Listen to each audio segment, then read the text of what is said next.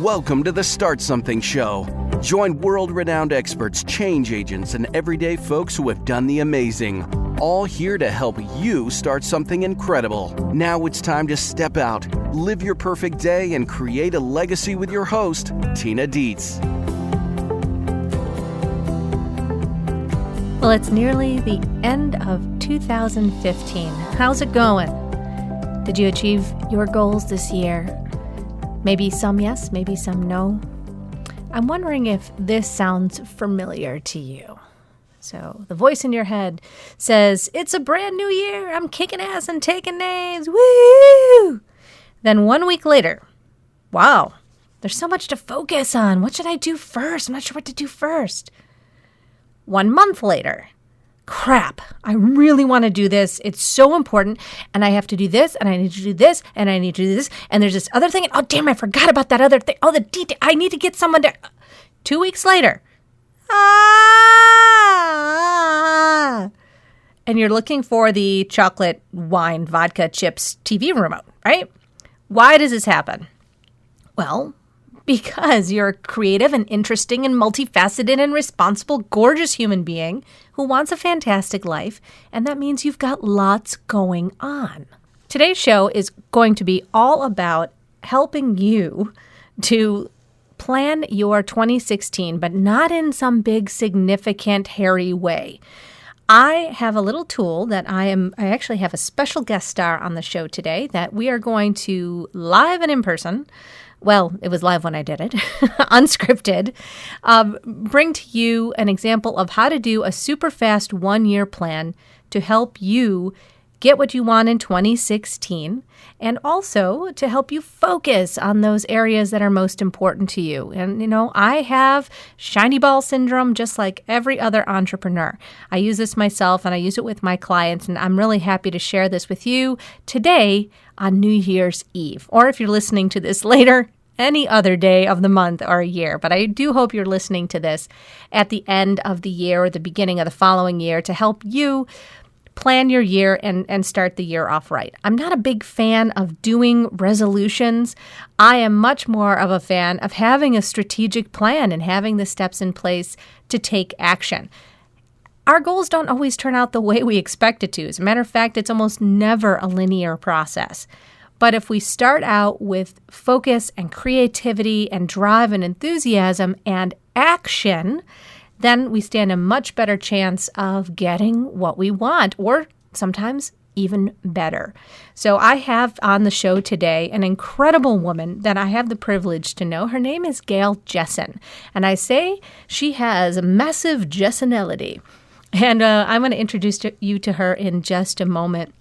She has an incredible website called aseriesofatventures.com, and on there she is chronicling her journey from being a burnt out and overworked, stressed out, and quite honestly sick person to living a life of freedom. Now, in the realm of full disclosure, Gail is also a client of mine. We'll discuss a little bit about her journey around that as well. But it's just been such a privilege working with her over this last year. And she is going to be doing her super fast 1-year plan live here on the show today.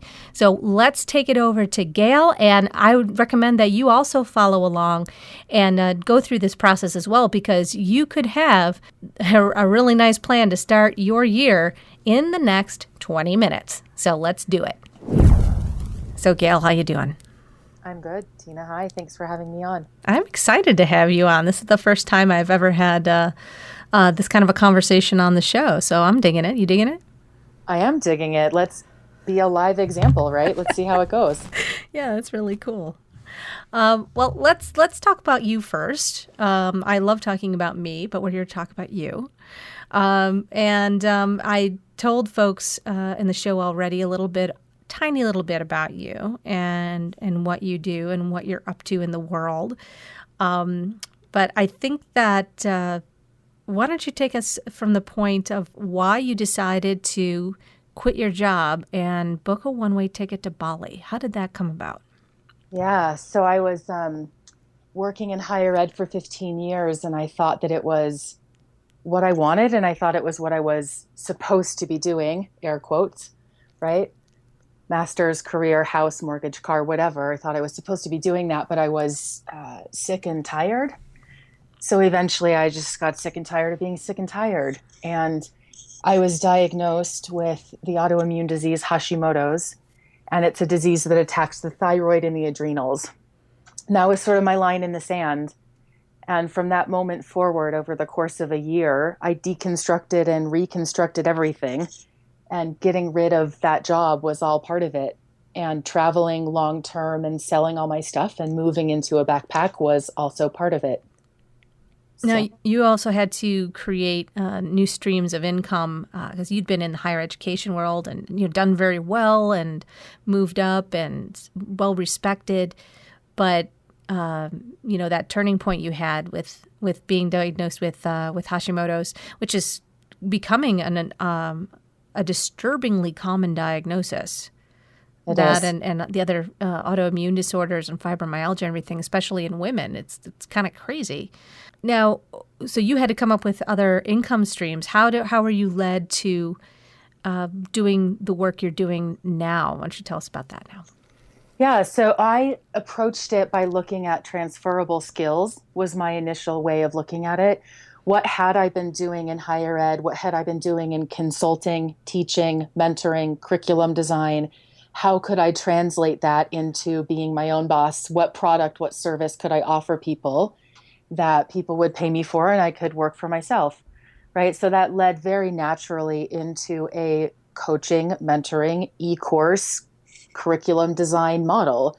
So it's really doing something very similar, but it's doing it in a more soulful way. And it's doing it with content that I find more fulfilling and rewarding and working for myself, which you can't beat that. So that's how I translate it. Yeah. All right, cool. Yeah.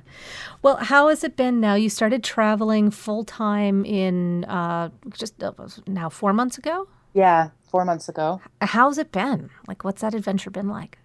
I love it. I love it. It is hard.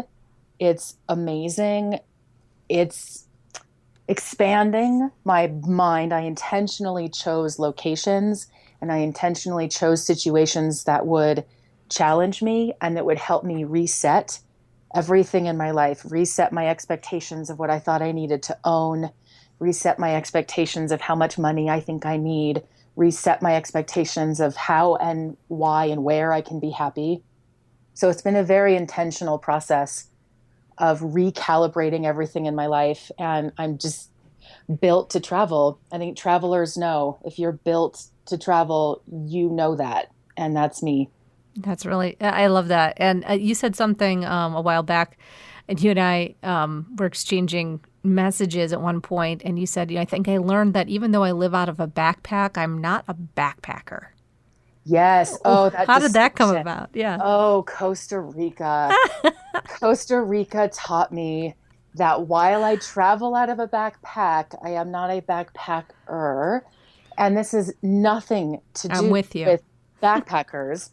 This is no statement or judgment about them whatsoever. It was more of refining how it is that I want to travel and how it is that I want to have this epic experience. And in my brain, traveling with a backpack meant one thing and it looked like one thing.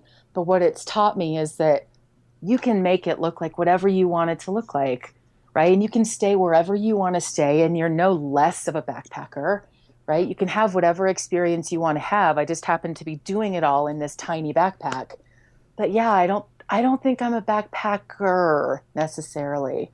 It's a big distinction. It is a big distinction. And I'm completely agreeing with you on that. I would say the same thing about, myself and my family. It's like, okay, we can travel light, we could be totally mobile, all these other things, but yeah, I got some limits around that. Yeah, there's just certain thresholds that I've now determined, because when I was traveling before, it was either for business or the longest vacation would be maybe 3 weeks, right? So like being on the road this long helps you really define what it is that makes you happy, what's your baseline, what's your not negotiables, and how do you want to travel, right? So that distinction, it will sound like different things and mean different things to different people. But for me, knowing I'm not a backpacker, but I backpack, defines how I'm going to travel from this moment forward.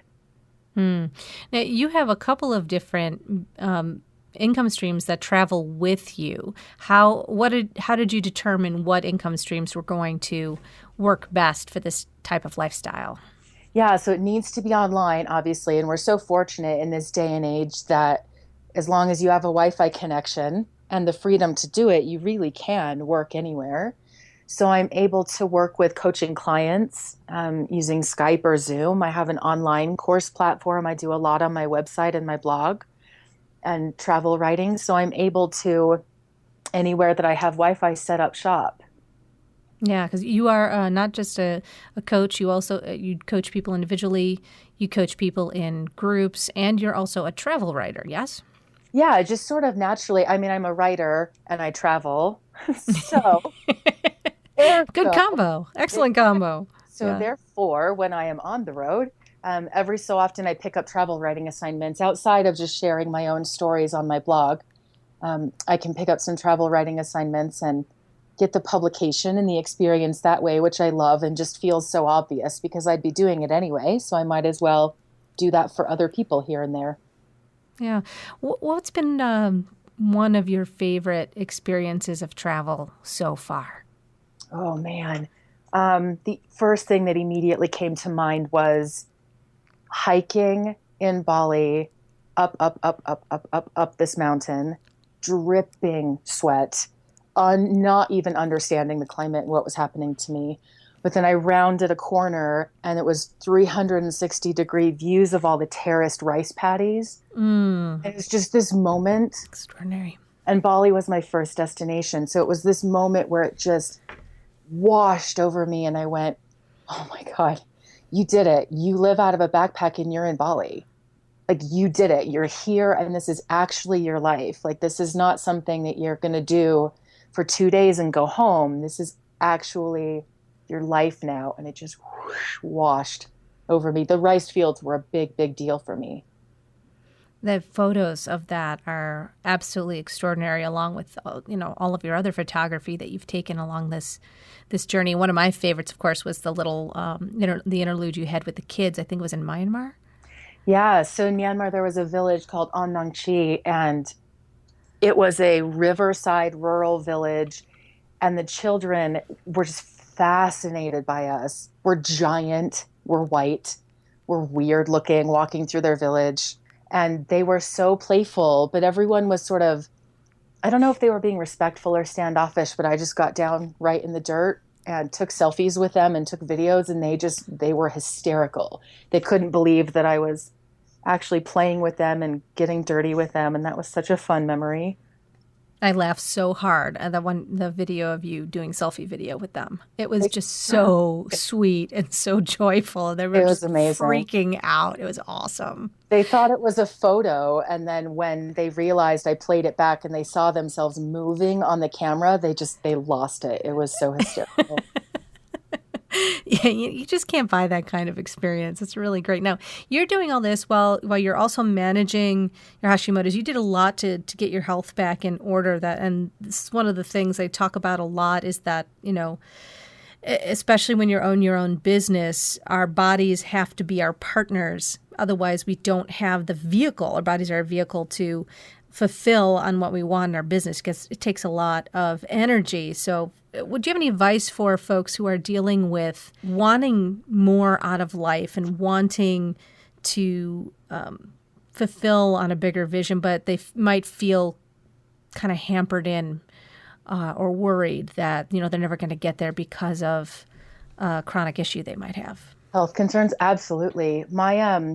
From the date of my diagnosis to the day of my last paycheck from the college, it was identical and it was 1 year. That was really significant to me. And I started by believing that I was worth being healthy.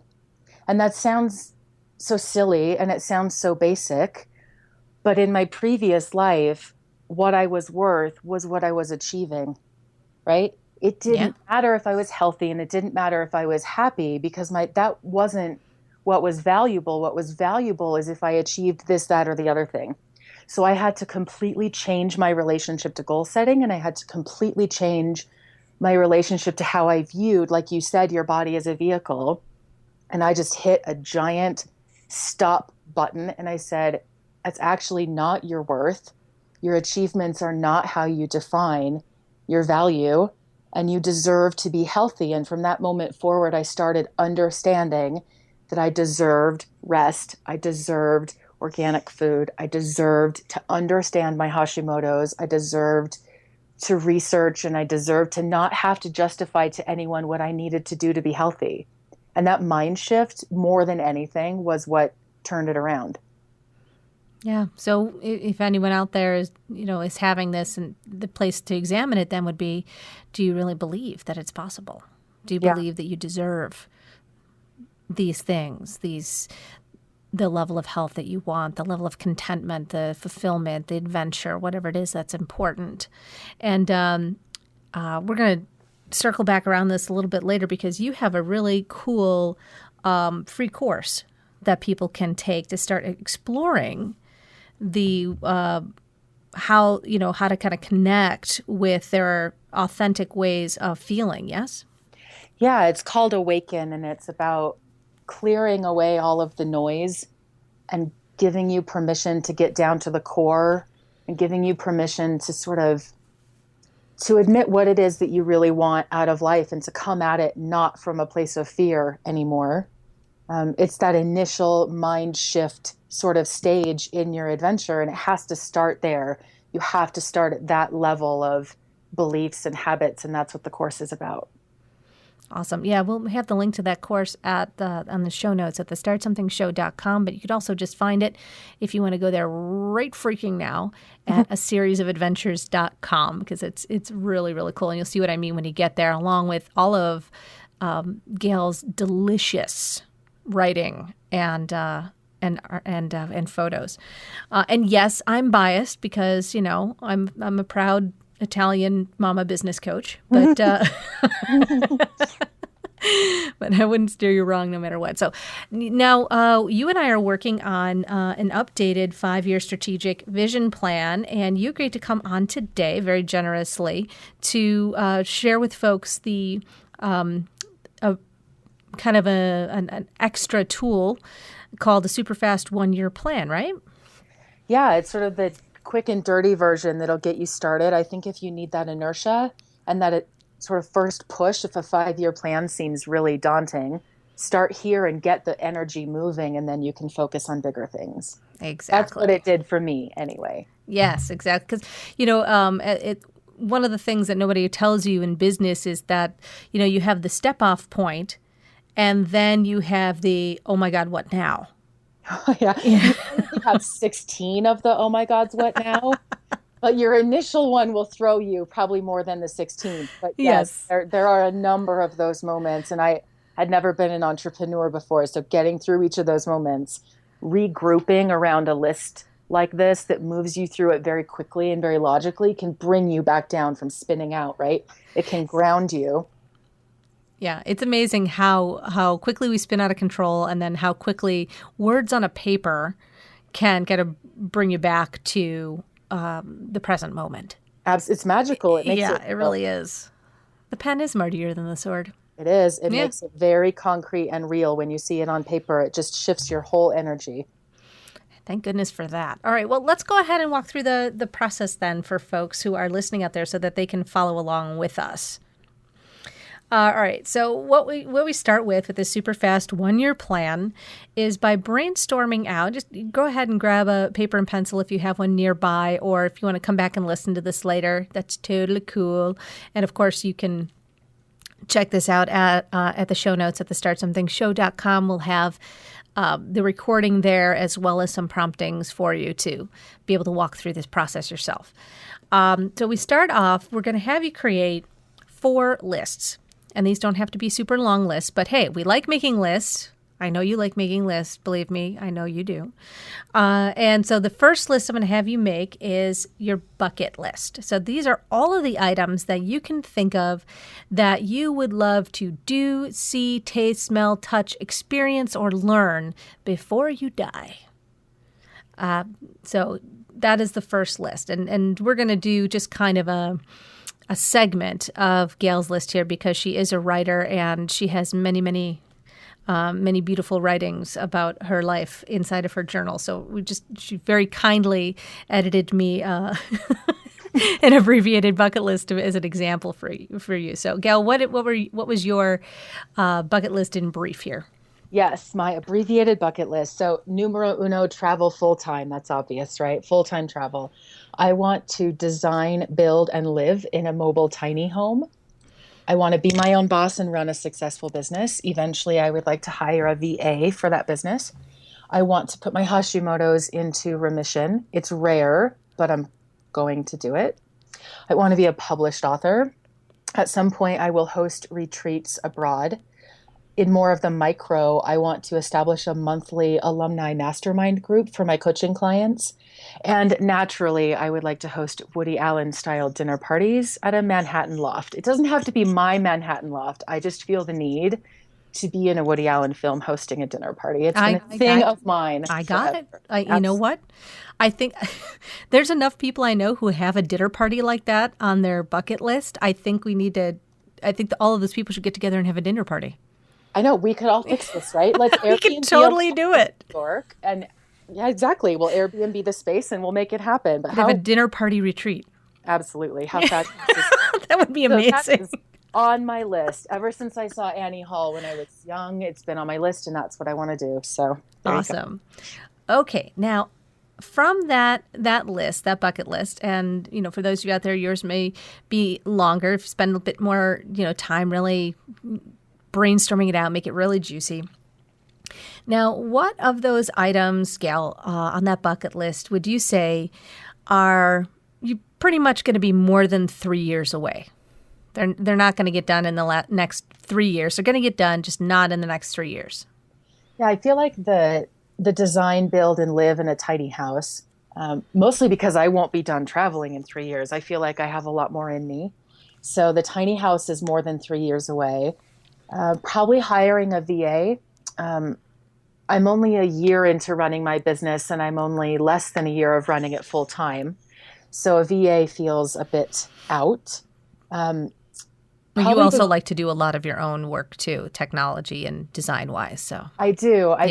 As a visual person, I kind of want to have my hands on my website. So maybe at some point I'll get over that, but who knows?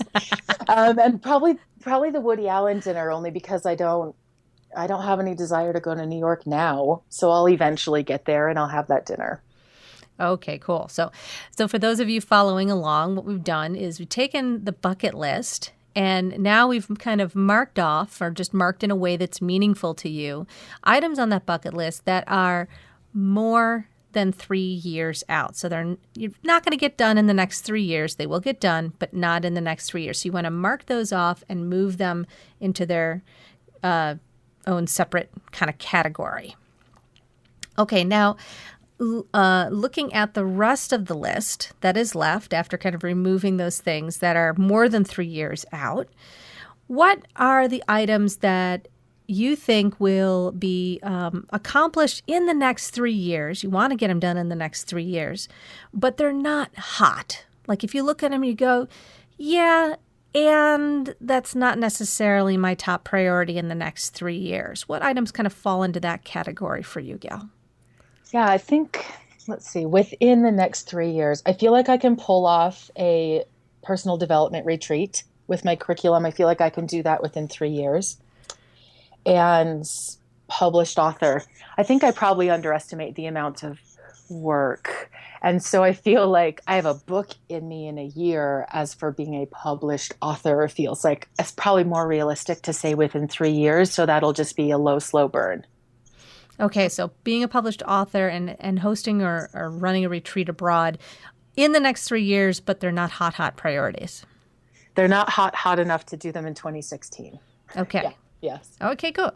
So that is the next portion. Okay, so those now come off of the bucket list and into their own little world, little category.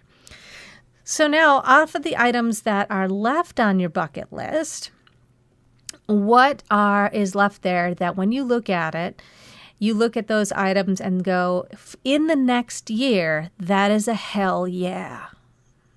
Yeah, so definitely travel full time. absolutely travel full time. The be my own boss and run a successful business is sort of currently in motion. So I want to continue to do that. The Hashimoto is in remission. I feel like I can pull it off this year, and travel has been so instrumental in healing me that I feel like I can do it. And the monthly alumni mastermind is something that feels like low hanging fruit and a revenue stream and a way to stay connected to my people who I genuinely enjoy. So I would like to get that started this year. Okay, so that is your hell yeah list. So that hell yeah list, for those of you who are following along with this process, that is your list of priorities for the next year. So let's recap before we go any further. And so number one, you brainstorm out your bucket list, all of those things that you want to see, do, experience, try, taste, whatever, learn before you die. Then of those items, you mark in a way that's meaningful to you, things that are going to happen, you're pretty sure, more than 3 years from now. So out into the future, they're further down the road, more than 3 years from now. So you mark those off in a way that's meaningful for you. Kind of remove them from the list. Of the things that are left, take a look now and decide, okay, which of these items that are left are things that I want to have happen in the next 3 years. I think they're going to happen in the next 3 years. All right. Then of those items that are that you think are going to be happening in the next 3 years, go, okay, which one of those I know are going to happen in the next 3 years, but they're not hot items. They're not major priorities for me. And you're going to remove those a little bit. And then of those that are left, of the items that are left, take a look and mark off those that when you look at them, you go, oh, hell yes, that is happening in the next year. That is a top priority. That is happening in the next year. Those items, that hell yeah list, that is your priority list. And those are the things you want to be focusing on in the next year. And those should be, as much as you can possibly arrange it, your only priorities for the next year. Now, Gail, when you look at your hell yeah list, what items on there are already in motion?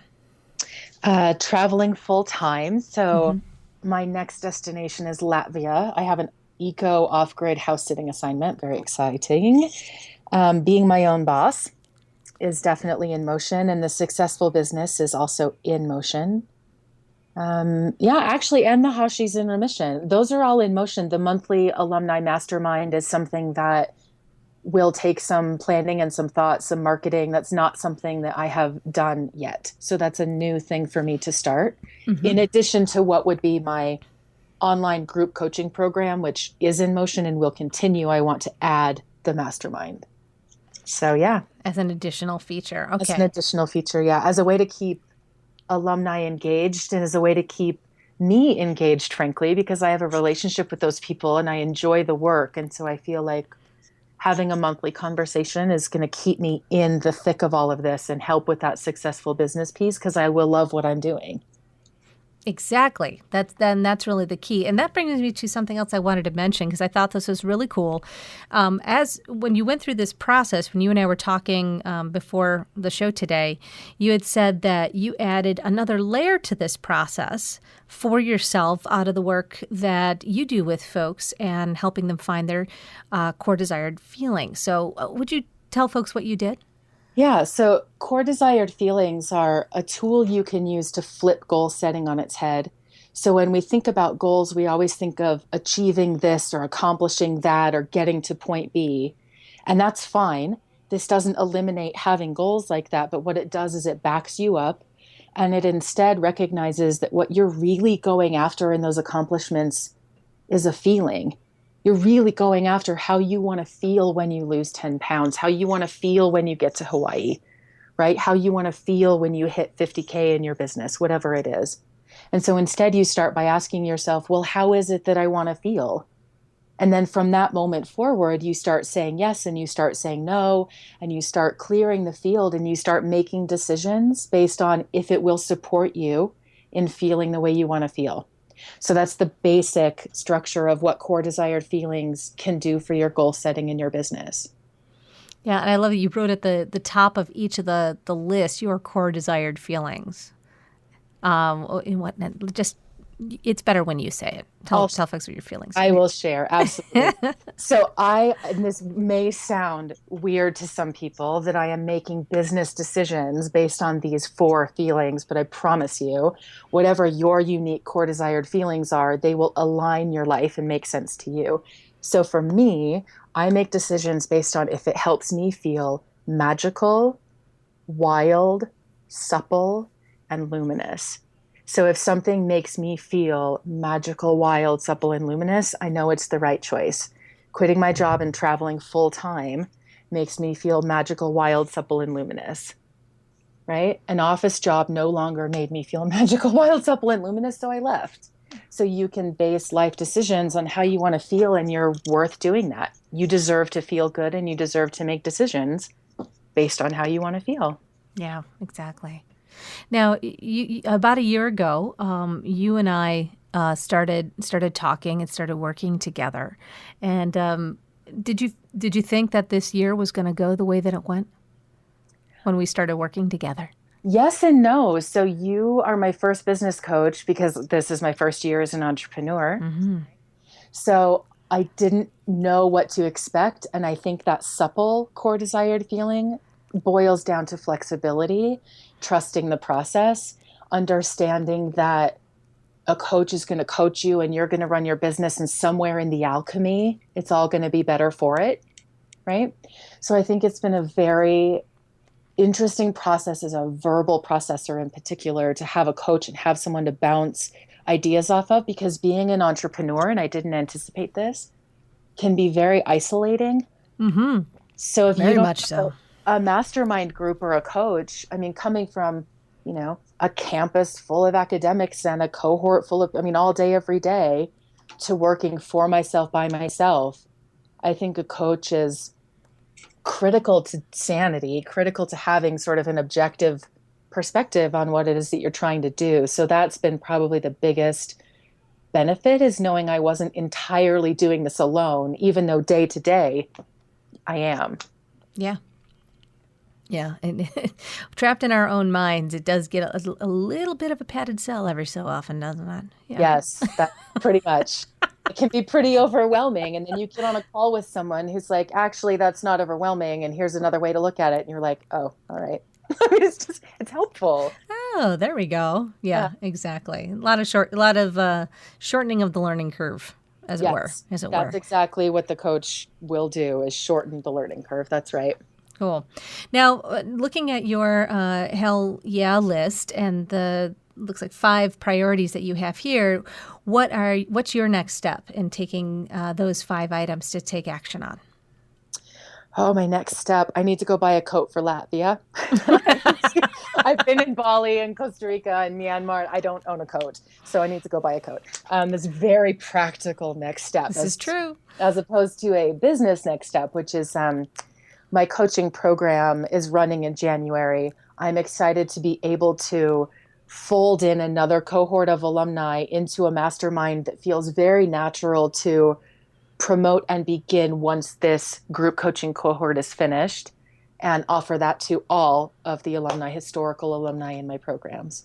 So I think figuring out the structure of that, figuring out a price point, figuring out some tech, because again, it has to be online and I have to do it on low bandwidths abroad. That's right. So that's going to be my next step. I think figuring out how to structure that mastermind and start to get people excited about it. Well, I think we know what we're talking about in our next call then. I know. I'll make a little note. Like right there, make a note. Yes, exactly. Gail, it's been really a pleasure talking with you. I'm really glad you came on, and thank you for being so generous with sharing, your bucket list and your priorities with our listeners here, because, so many folks who are listening are thinking about becoming entrepreneurs, or they're new entrepreneurs and going through a lot of what you've navigated in the last year. So I personally find you to be incredibly inspiring. and really appreciate it. And for all of you listening out there, please do go connect with Gail. You will really enjoy her beautiful, incredibly inspiring writing and her adventures. And then you can join in with her on the adventure as well at aseriesofatventures.com. Gail, thank you again. Thanks so much, Tina. I enjoyed it. Oh, me too. All right. And we will talk again soon. And thank you, Superstarters, for joining us here on our New Year's Eve edition of the Start Something Show. I hope you found this really useful to start the new year right. And if you have any questions about this process, you need clarification, then you can always contact us as well at thestartsomethingshow.com. If you feel called to go deeper and find out more, we are here for you. So have a very happy New Year, and we will see you in 2016. Start something with purpose. Start something with freedom. Start something now. Go to thestartsomethingshow.com, join our community of superstarters, and get your perfect day planner pack, a free resource to help you create the life you've dreamed of living. Take action now, and we'll see you for our next exciting episode.